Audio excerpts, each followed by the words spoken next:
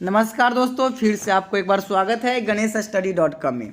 तो आज मैं लेकर आया हूँ CBSE 9th क्लास बिहाइव का पोएम है रेन ऑन द रूफ, जो कि लिखा गया है कोर्ट्स किनी के द्वारा। इनका जन्म हुआ था 1826 को और मृत्यु हुई थी 1904 की।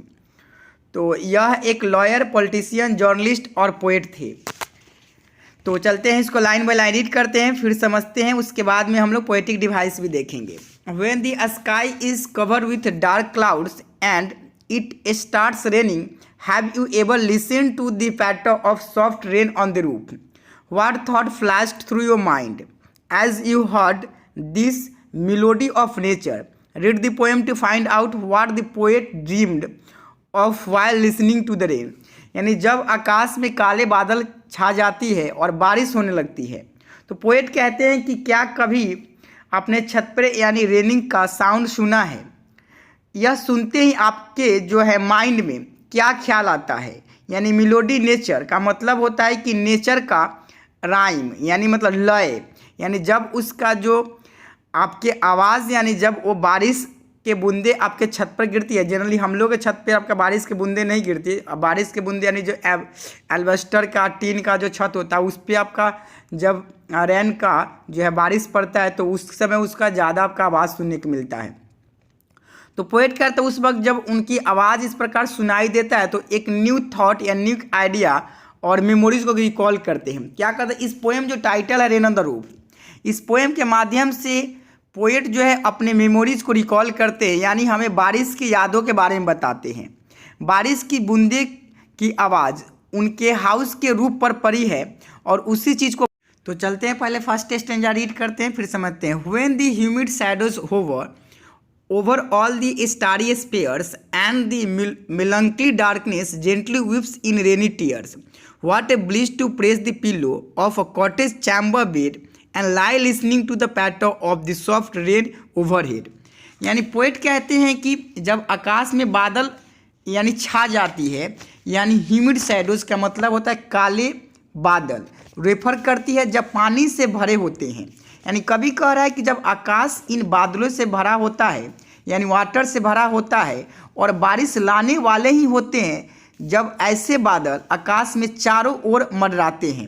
ये कौन मंडराते हैं? बादल मंडराते हैं सभी तारों के ऊपर, यानी किसे? स्टारी स्फीयर, यानी स्टारी स्फीयर की तारों वाले क्षेत्र को कहते हैं। यानी स्काई नाइट, यानी जो है मेलंकली डार्कनेस, यानी जो है वो रात में वो जो है यानी मेलंकली में सैडनेस, उस सैडनेस वाला रात में वो कहाँ, यानी वो पूरी आकाश में जो मंडराते रहते हैं। कौन मंडराते रहते हैं?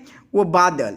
And gently chips in rainy tears, और जो है तुरंत थोड़े देर में क्या करते हैं? वो रो पड़ते हैं। यानी पोएट जो है टीयर्स वर्ड को यानी यूज किए हैं रेन के लिए। What a bliss to press the pillow, फिर पोएट कहते हैं वाट ए ब्लिस, यानी उन्हें कितना जो है सुकून मिलता है। वो क्या चीज़ से सुकून मिलता है? वो जो रेन उनके छत के ऊपर जो ड्रॉप करता है और उस जो है साइड से यानी उस जो है साउंड के साइड सुंदरता से उन्हें मन को यानी दिल को जो छूता है वो आवाज़, कौन सा आवाज़? Patter. And the lie listening to the patter of the soft rain overhead, उनके छत के ऊपर से जो आवाज़ है साउंड है पैटर का, वो जो आकर उनके दिल को छू देता है और फिर दिल को वो उस दिल के छुए हुए वर्ड से वो फिर एक जो है दुनिया में खो जाते हैं और एक ड्रीम या सपना देखते हैं और फिर उसी जो है वो मेमोरीज को रिकॉल करते हैं। और फिर पोएट कहते हैं every tinkle on the shingles has an echo in the heart and 1,000 dreamy fancies into busy being start and 1,000 recollections weave their air threads into oof as I listen to the patter of the rain upon the roof।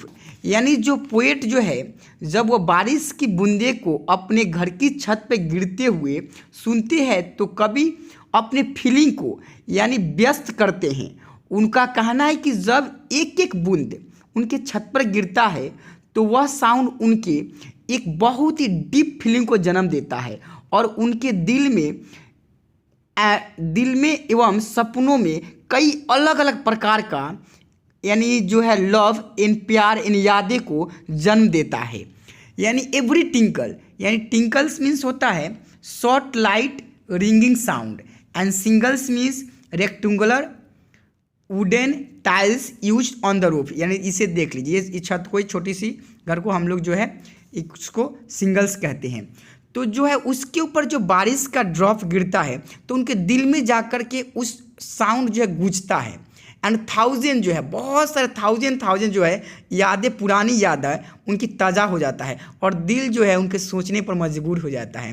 And thousand collections weave, यानी weave means बुनना, जैसे कि हम लोग धागा से किसी से बुनते हैं, यानी जाल की तरह, उनकी जाल एक पूरी तरह से एक नेट की तरह उनकी यादें जो है पूरी तरह से सामने अपीयर हो जाता है, उनकी दिल जो है उसमें खो जाता है।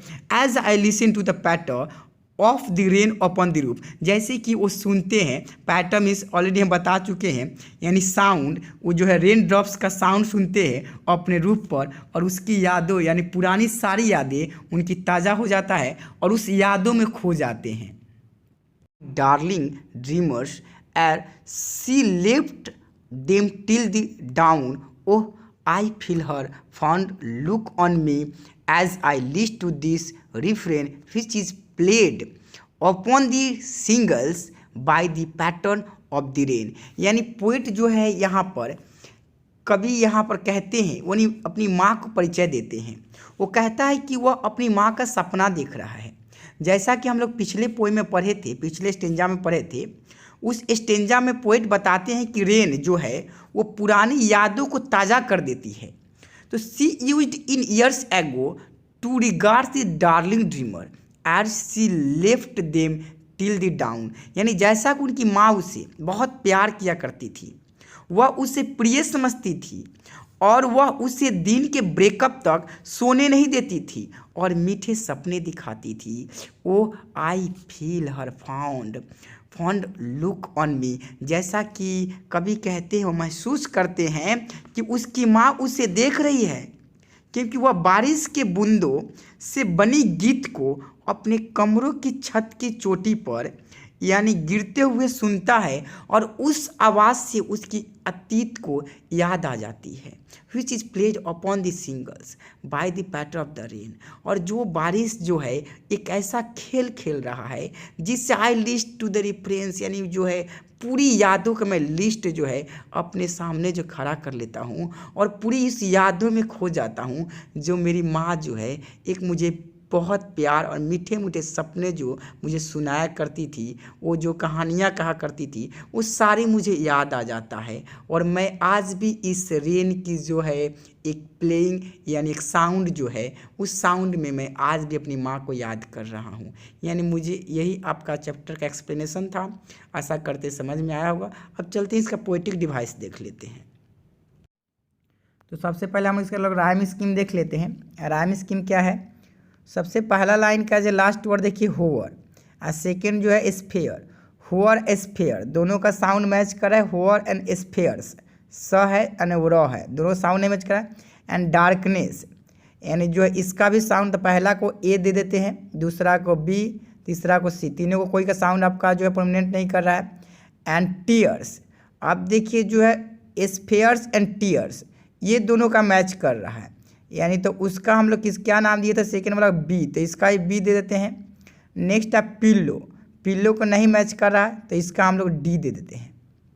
नेक्स्ट आपका जो है बेड, इसका भी कहीं मैच कर रहा है, बेड नहीं, hover, spheres, darkness, tears, pillow, bed नहीं, तो इसका हम लोग ई दे देते हैं। पैटर्स मैच करा, पैटर, आई एम सॉरी, पैटर, ये भी कहीं नहीं है तो एफ दे देते हैं। एंड ओवरहेड, ओवरहेड दे कहीं, बेड एंड ओवरहेड ये मैच कर रहा है, तो यानी इसका वो उसका ई दिए थे, तो इसका राइम स्कीम हो गया आपका A B C B D E F E. Next alliteration, alliteration हमको पता है कि अलिटेशन किसे कहते हैं। अलिटेशन जो आपका एक the repetition of consonant sound in two और मोर कंसेक्यूटिव वर्ड्स, यानी दो से ज़्यादा जो है एक ही लाइन में, यानी कोई ऐसा वर्ड का फर्स्ट लेटर कॉन्सोनेंट होगा, प्रोमिनेंट करेगा साउंड, तो उसका हम लोग आपका अलिटेशन कहते हैं। यहाँ देखते हैं अलिटेशन क्या है आपका। ह्यूमिड होवर, देखिए ह्यूमिड का पहला जो है, ह्यूमिड का फर्स्ट एंड होवर का फर्स्ट लेटर दोनों मैच कर रहा है, तो इससे हम जो है फर्स्ट एलिटेशन हो गया। सेकेंड का था स्टारी स्फेयर यानी एस एंड एस। थर्ड आपका जो है प्रेस पिल्लो यानी प्रेस का पी एंड पिल्लो का पी। लास्ट आपका लाई लिसनिंग यानी लाई का जो है एल एंड लिसनिंग का एल, इसे एलिटेशन कहते हैं।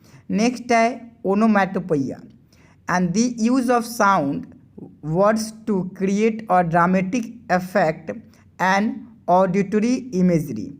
यानी ओनोमैटोपोइया ऐसे कहते हैं जैसे कि एक पैटर के एक साउंड को, यानी कोई भी जैसे पानी में हम लोग कोई एक स्टोन को थ्रो करते हैं और उस साउंड को जो है पोएम में यूज़ किया जाए तो उसे ओनोमैटोपोइया कहते हैं। तो यहाँ पैटर जो साउंड को यूज़ किया गया ना, जो है छत पे जो है वो बारिश का ड्रॉप्स जो है या रेन ड्रॉप्स का जो है वो डाउन होता है, वहाँ से एक साउंड क्रिएट होता है तो उसे पैटर यूज किया, तो इसे जो है हम लोग ओनोमैटोपोइया कहते हैं। नेक्स्ट आपका personification for treating a non living thing as a living being. Darkness has been personified when he says that is a sad. इन डार्कनेस कभी सैड नहीं हो सकता। सैड कौन? पीपल हो सकते हैं। तो डार्कनेस को जो है एक मेलंकली या डार्कनेस यानी वर्ड को यूज़ किया गया पीपल के लिए, जैसा वनी नॉन लिविंग थिंग को एक पीपल वाला वर्ड को यूज़ किया गया, इसने पर्सनिफिकेशन कहते हैं। लास्ट आपका transferred epithet the use of an adjective with a noun when it refers to another noun and in जो है melancholy darkness, the darkness is not a melancholy but it refers to the sad people। तो एक जो melancholy है कोई darkness नहीं हो सकता, फिर भी जो एक रेफर करते हैं पोएट जिसे रेफर करते हैं सैड पीपल के लिए, तो इसे जो है ट्रांसफर इपिथेट कहते हैं। नेक्स्ट स्टेंजा में चलते हैं। इसमें भी सबसे पहले हम लोग एलिटेशन, वही बात एलिटेशन फर्स्ट लेटर आपका मैच करना चाहिए यानी बिजी एंड बिग। तो यहाँ देखिए busy and big first letter जो है मैच कर रहा है। सेकेंड है थ्रेड, देयर थ्रेड यानी देयर का टी जो है। नेक्स्ट आपका रेन एंड रूफ, रेन का आर हो गया। ओनोमैटोपोइया फिर वही बात है यानी टिंकल जो है एक साउंड के लिए यूज किया गया है। पर्सनिफिकेशन यहाँ पर जो है रिकलेक्शन यानी रिकलेक्शन जो है आपका एक यूज किया पर्सनिफाइड किया है दे वर्ड्स, यानी रिकलेक्शन जो है वो यादें जो है बहुत बार जो है यानी दे वर्ड को यूज करके रिकलेक्शन को यूज किया, तो ये आपका पर्सनिफिकेशन हो गया। नेक्स्ट लास्ट आपका फिर वही ट्रांसफर इपिथेट है यानी ड्रीमी फैंसी जो है यूज किया गया है। फैंसी कोई ड्रीमी हो सकता है, फिर भी जो है एक फैंसी वर्ड को ड्रीमी से उन्होंने आपका कंपेयर किया है, तो ये जो है ट्रांसफर्ड इपिथेट हो गया। नेक्स्ट लास्ट स्टेंजा में चलते हैं। तो इसमें ज़्यादा कुछ नहीं है, आपका एक डियर डार्लिंग यानी डी जो है दोनों का आपका एलिटेशन का ऑलरेडी हम लोग समझ चुके हैं एलिटेशन किसे कहते हैं। तो डी कहते हैं darling and dear and dreamers, दोनों का डी जो है मैच कर रहा है। ओनोमैटोपोइया जो है इसको भी हम लोग समझ चुके हैं। एंड जो पैटर्न जो है पैटर्न साउंड जो है एक रेन ड्रॉप्स फॉलिंग कर रहा है जो है एक सिंगल्स पे, तो ये साउंड को जो है बताता है, इसे हम लोग ओनोमैटोपोइया करते हैं। आशा करते हैं कि आपको समझ में आया होगा। अगर समझ में आया हो तो लाइक करें, सब्सक्राइब करें, अपने दोस्तों को शेयर करें। बहुत जल्दी एक न्यू वीडियो के साथ मिलते हैं, जब तक धन्यवाद।